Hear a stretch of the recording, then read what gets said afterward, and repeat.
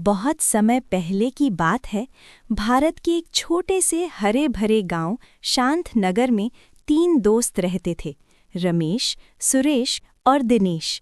रमेश स्वभाव से साहसी और जल्दी फैसला लेने वाला था। सुरेश होशियार और हमेशा योजना बनाकर चलने वाला था। वहीं दिनेश थोड़ा आलसी और लापरवाह पर दिल का अच्छा था। एक दिन गांव के पास बहने वाली नर्मदा नदी के किनारे स्थित एक सुंदर पहाड़ी, जिसका नाम विश्राम टीला था, पर पिकनिक मनाने का मन बनाया। ये टीला गांव वालों के लिए एक पवित्र और रहस्यमय जगह थी, क्योंकि वहां तक जाने का रास्ता थोड़ा कठिन था और बुजुर्गों का कहना था कि टीले पर एक पुराना कुआं है, जिसका पानी पीने वाले को कोई अनोखा वरदान मिलता है। सुरेश ने सुझाव दिया, देखो दोस्तों, हमें कल सुबह जल्दी निकलना होगा। विश्राम टीला यहाँ से काफी दूर है और बीच में एक घनी झाड़ियों वाला जंगल भी पड़ता है। मैं एक नक्शा बनाता हूँ और रमेश, तुम कुछ रस्सियाँ ले लेना। और दिन रमेश ने उत्साहित होकर कहा, नक्शे की क्या जरूरत है, मुझे रास्ता पता है, बस सामान लो और चलो। जैसे तैसे तीनों अगली सुबह सूर्योदय से पहले अपनी यात्रा पर निकल पड़े। रमेश आगे आगे चला। कुछ देर बाद भी जंगल के बीचों बीच पहुंच गए।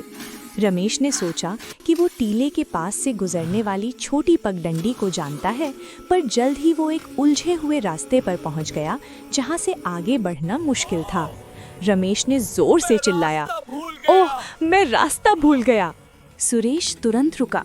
उसने अपनी झोली से नक्शा निकाला और सूरज की स्थिति देखकर दिशाओं का मिलान किया। उसने बताया, रमेश, हम गलत दिशा में आ गए हैं।